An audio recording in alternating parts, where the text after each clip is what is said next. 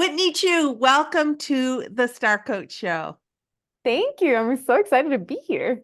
I'm excited to be with you, and we're going to be talking about many things today, but primarily how actually coaching, going from thinking about coaching or the theoretical things we learn about coaching to actually putting it in practice, what that does to grow confidence, to grow the process of coaching and understanding that and the impact of coaching and just so many things. So we're going to lean into all of that in today's interview, but I'd love to start in the place of what motivated you to leave the field of medicine. You trained and earned your license as a doctor. You are an MD, and yet you are um, you're now sort of doing this thing we call coaching. So what led to that transition for you? Yeah, that's a great question. I mean, the short answer is coaching. Coaching, getting coached helped me realize so much about myself and what I wanted from life. The long answer is I think I've always wanted to prove a certain type of intelligence to my parents, to myself. Growing up, the kind of logic-minded, science-minded, mathematics type of intelligence was really placed on a pedestal. Um, and so even though I feel like my natural strengths lie more in emotional intelligence and people, that's just that's what was rewarded growing up. Mhm. And so medicine is exactly that, right? A really analytical mind. And I thought if I can prove myself in medicine, then I would have made it. Um, and so after going through residency, I trained during the pandemic, and that was absolutely wild. I bet it was. Bless you. Oh my goodness. I can't imagine training because training to be a doctor is such a heavy lift anyway, but doing that during the pandemic, bless you. It was crazy. You're so right. Like normally residency is already like 80 plus hours. It's insane. But you throw in the pandemic, and I think that just exacerbated all the problems with the healthcare system. And I saw how much healthcare providers were asked to put their own lives and their own sanity at risk. And there was just, for me personally, it wasn't worth it. Mhm. As well as just the culture is one where, let me step back. Mhm. Through coaching, what I realize is that two of my strongest values are courage and thriving. And I realized that in the medical training system, it's really hard to grow as a person because mistakes are not allowed. Failure is not allowed. And so how are you ever supposed to challenge yourself and take courageous acts when you're not allowed to make mistakes? And so after doing a lot of soul searching and reflecting, I realized that staying in medicine would not allow me to become the person that I wanted to be. And that's why I find entrepreneurship to be so much more exciting. Like building a coaching business, you're constantly having to put yourself out there, facing rejection, trying new things, and that's where the growth happens. So that's how I found myself here. Bless you. So that is, and often coaches is or coaching is not our first profession. I mean, and I think that there's a reason for that as well, because we tend to kind of grow and learn, and that creates part of the lens that we look through as a coach partner. Um, and I will say that I have met more and more physicians who are coming into the field of coaching for whatever reason. We have a wonderful episode with Dr. Kimia Saraf, and we'll put the links for that in the notes about how she went from physician to coach, as well as Dr. Gail Gazelle. and others, but we'll put the links to those because I think that they just enhance what Whitney's going to be talking about today. And what we decided that we would look at is this concept of we learn so much when we go through a coach training program. And it can even sound like, oh, that's simple or that makes sense.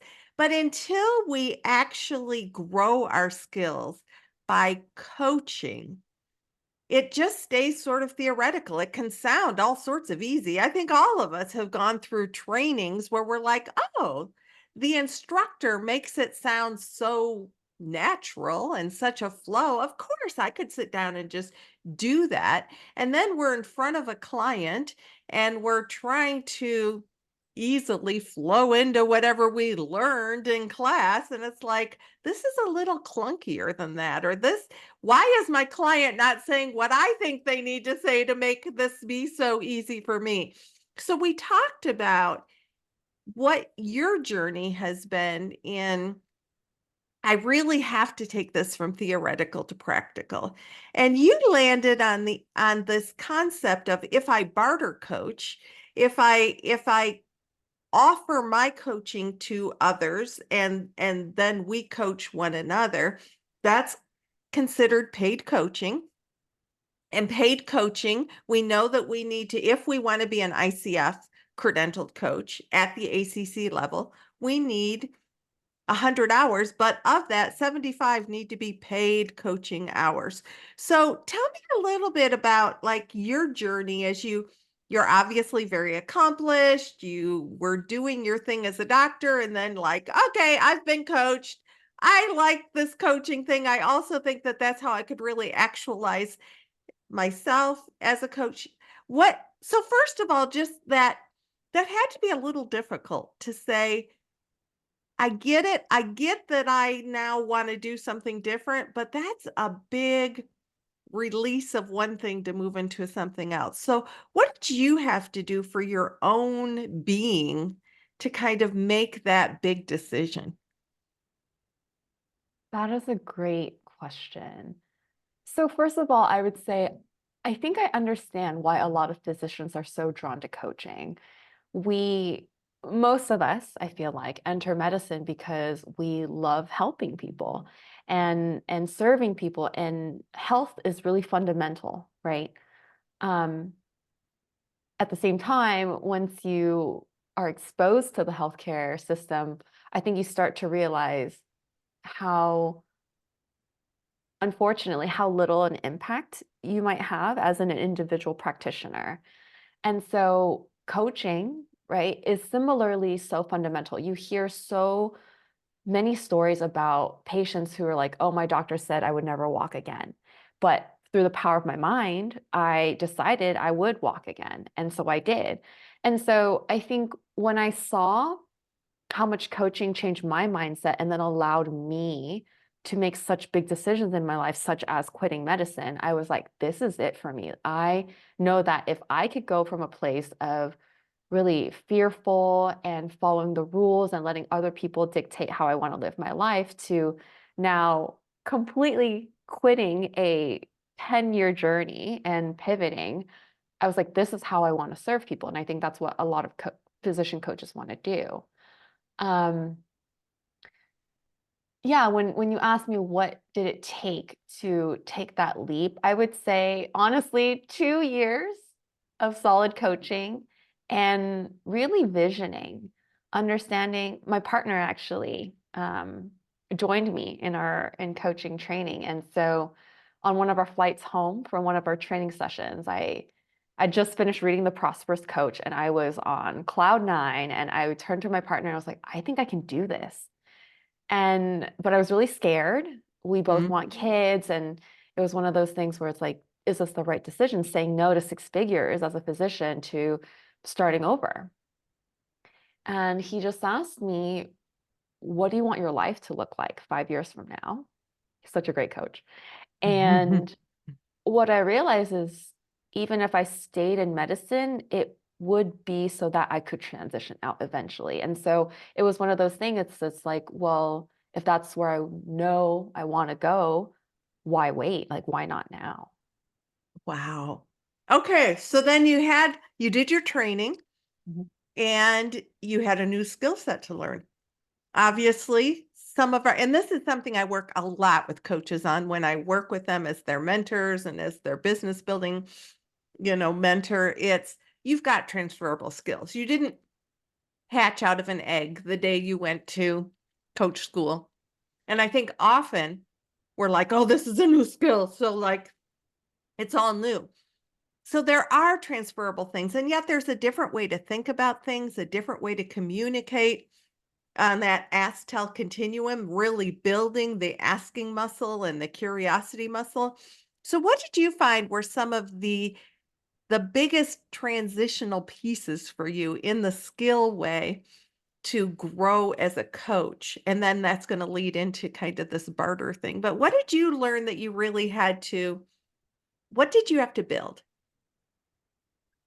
It was a lot of unlearning, actually. Especially as a physician, you're always telling your patients what they should be doing. And so as coaches, we understand that the power really is in asking questions and understanding our clients, our patients' motivations and what's important to them and helping them get to their goals. Because, for example, my dad still smokes, and I, for the life of me, can't get him to quit, but that's because I don't have buy-in, right? So yeah, again, I think just unlearning like the telling people what to do and just really leaning into asking good questions and understanding what drives someone, why do they want what they want. Um, yeah, does that kind of answer Yeah. your question? So kind of Yeah. moving from the unlearning that expert frame of which is important and is definitely needed, but in this situation, putting your clients in that they're the experts of their life. What's their buy-in? What's their investment? What lights them up? All those kinds of things that we can only know if we get in that place of curiosity before we, that we're not the experts of their life. Right. So when you were unlearning and learning a different way to be with people, you decided you needed to do as much coaching as possible. And what did that journey take you to? Yeah, that's a great question. So I think when I first started practicing my skills that I learned from school, it swung so hard in the direction of these are the skills you know as a coach, and these are the only skills that you should bring to your clients. I love And that so, pendulum swing. You're right, because then we're way over here and we're like, is this really where I need to be? right, right. And that's where barter coaching was so powerful for me because I think it made sense to swing into this side of the pendulum. And then as I started practicing more and more, I got more comfortable with it. But then I realized it also took me I almost hit a plateau once I learned and solidified those skills. And then what I really needed to learn next was okay, now how do I kind of swing back to the middle where I bring in all of the skills that I've already had from a past life? And again, barter coaching created this platform where I could do that very safely. What I think is really exciting about coaching other coaches is that it's almost like because they know the skills that you're trying to practice, they can give you really good feedback, as well as coaches themselves are they're pretty far along in their personal development journey. And so if you're able to coach someone who is already very introspective and has done a lot of work, I think that really elevates your skills as well. I think you're spot on. Now I also want to bring in sort of the uh where you hear people sometimes say, well, barter coaching, if I'm coaching another coach who knows, am I really being as challenged as I am when I'm coaching a client who doesn't know what coaching is? And I get that, but I also would say that nothing that we do will build our muscles better than actual coach. So when you are coaching another coach, when you're coaching somebody who is a client who is not a coach, either way, we are built, there is value in both things. And the element of barter coaching is that it's sort of a give. The other person is learning, you're learning. And so in this aspect, you realized I could coach several hours a week if I bartered coached. Tell me a little bit about what that experience was like for you and what kinds of things that grew in you. Yeah. So when I started barter coaching, I really had to do it on my own. I was finding all of these individuals and trying to coordinate all of our schedules. And at the best, I was doing 2 barter sessions a week. And that gave us both a lot already. I think, when you think about how we learn and the learning muscle, the more quickly we are able to reinforce new skills, the better it solidifies in our mind. And so if you had to wait maybe 2 weeks to practice those skills again, it's not going to be as effective.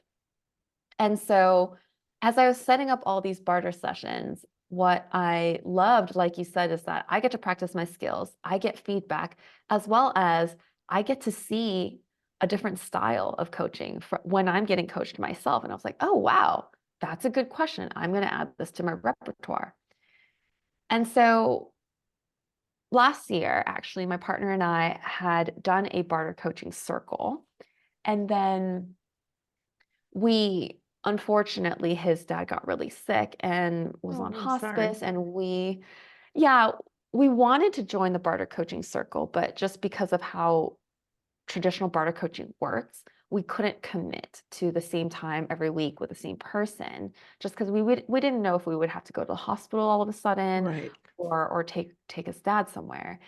And so we had to opt out of barter coaching, which was really sad for us because looking back, we were like, we did have hours of downtime throughout the week, and those added up to maybe 3 to 5 hours where we would have loved to keep up with our skills. And so he and I were thinking, how can we solve this problem?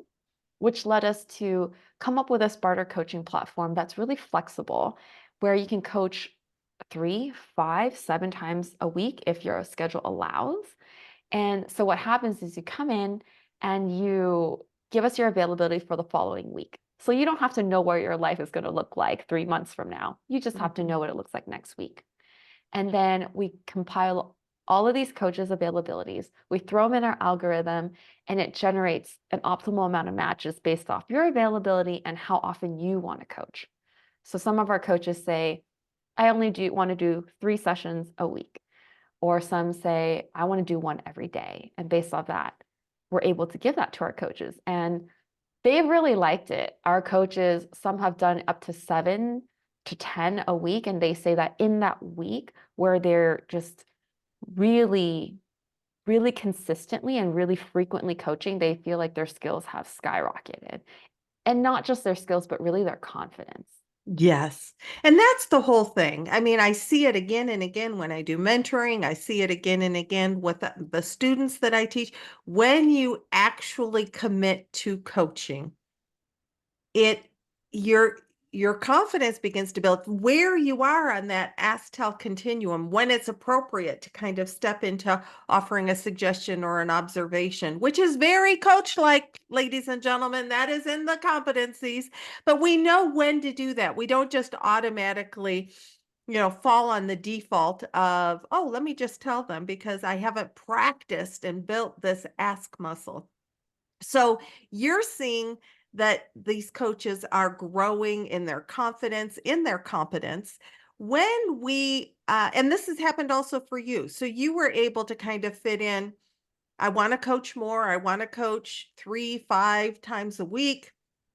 Um, there's a couple things we talked about with this that sort of you've also seen both through yourself and the coaches that you work with to happen. So first of all, we've got the a skill set that we can build when we're one-off coaching, right? Like I'm coaching Whitney just once. And so what are some of the things that you're seeing that you're able to build in the way of skills with these? I'm meeting a stranger, I'm coaching them, and we're doing a one and done kind of thing. What kinds of skills come from that?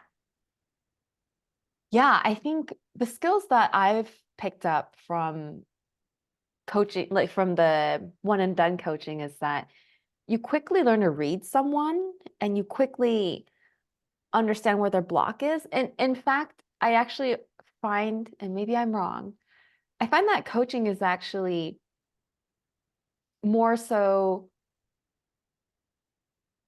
trying to figure out how to help your client see their own blocks and then work through them. I feel like it can be it's not um it's not too challenging to get a read of it right off the bat, but it's more so like how do you help them navigate the block? Mhm. And so I think it's fun to in one session kind of learn your client's style and see if you know that it's going to be a one-off session, the skill to build there is then to say, how do I almost do laser coaching? Give them Mhm. that aha in this one session. Whereas when you have like a longitudinal process, you might see that this is where they need to be unblocked, but you can also recognize that this is not, we're not going to be able to do that in this one session. Right. So, So yeah. you've had the opportunity also to coach people through, let's say, engagements. Mhm. And so through this barter process, you're growing skills in sort of that quick assessment, laser focused coaching, understanding, and to me, often that is trusting that the client is whole, resourceful, and creative, and how are they going to move whatever they learned, whatever awareness they gained in that one session forward. We do that also in engagements, but it's a little more of you build that muscle more in those overarching goals and helping a client really think about that big A agreement. What are we going to do in the 3 months we're working together or in the 6 months we're working together? And then managing that progress and accountability throughout. So what I love about what we talked about is that it's not like bartering doesn't offer both of those. You can actually arrange both of those and you learn different, you look at coaching almost differently throughout. There's the common thread that runs through, but there's also some different skills that can be built on both of those. Anything you wanted to add to that? I would also say what barter coaching really allowed me to do is to play around with my niche. I think a lot of times new coaches, they get so stuck on like, I need to find the perfect niche and then I can start my business. And then I've seen so many new coaches, they like spend so much money on a website on the first niche that they think of, and now they're committed. But through barter coaching and exploring with so many different coaches, like both short term and longitudinally, I've pivoted my niche twice in just a year. And I love that barter coaching gives you that playground to do so, so that you can figure out who is it that I really want to work with and how do I really want to serve them before you have to go out and make your business cards and pitch to the right clients. So I it's a love really that. fun, flexible place. So I love that, you said when we talked before the interview, you said, I thought that I was going to want to coach physicians in burnout. That's kind of where I came from. It was almost and often we are our own ideal client. There's no doubt about that. And yet you began to realize through coaching, maybe that's not. And then you pivoted to another idea. So what was your next idea after that? So then after that, I really wanted to coach people with career transitions. I was like, anyone who has already succeeded in a traditionally prestigious career and realized they want to pursue something different, more non-traditional, more passion fueled. But then even after that, I recognized this is maybe not it. Like this group of individuals still feel very stuck. It still has a very similar energy to burnout in physicians. And so now I pivot and I help high achieving creatorpreneurs tap into deep focus and peak performance so that they can do more, be more, make more money in less time, so they can experience more of what truly matters in life. And that has felt most has resonated most strongly. Um, I've been able to pull in all of the productivity and time management and performance tools from all those years of med school and residency to merge it with content creation, which I've done since for about like 5 years now. And I love this blend of working with individuals who are highly creative, highly passionate. They are so excited and can make things happen quickly. And then I really help with just like managing their focus, managing their productivity, and helping them thrive. And I just want everybody to hear that. Whitney gave herself the grace and the permission to engage with lots of different kinds of clients. And whether you do that through bartering, whether you do that initially through like low cost coaching, if the the best way to come up with the niche that lights you up is to coach a lot of different people who have a lot of different focuses, and then begin to see not only like who enjoys working with me, but who do I enjoy working with, and who do I help get results, and how do I begin to see this is what I want to offer to this population, and this is what this population needs. So I just absolutely love that. Um, it really helped you land on your avatar. And then as you landed on that person, then you can begin to think about, so what does this population need? What do I want to offer to them? And I hope everybody heard that Whitney has gotten really clear about who that population is, what excites her about them, what they do together. And then she's able to talk that. And when she talks that, people's ears perk up and say either, "Ooh, that's me," or "Ooh, I know somebody who that is, and let me connect the two of you." It's understanding that, but you don't have to understand it right out of the gate. And that's what I hope all of you give yourselves grace and understanding that. And you know what? It might be that there's two different populations that absolutely light you up to work with, and that's okay too.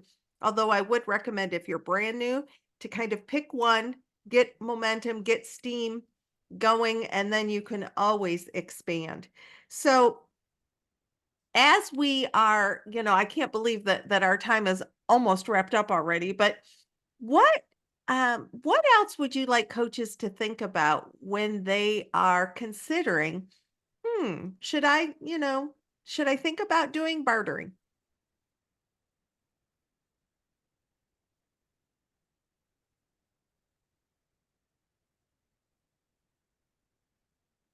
That's a good question. I would say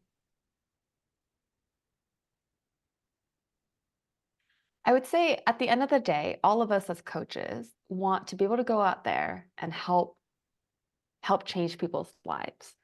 And at the same time, we want to build a life of our own that allows us to do exactly that.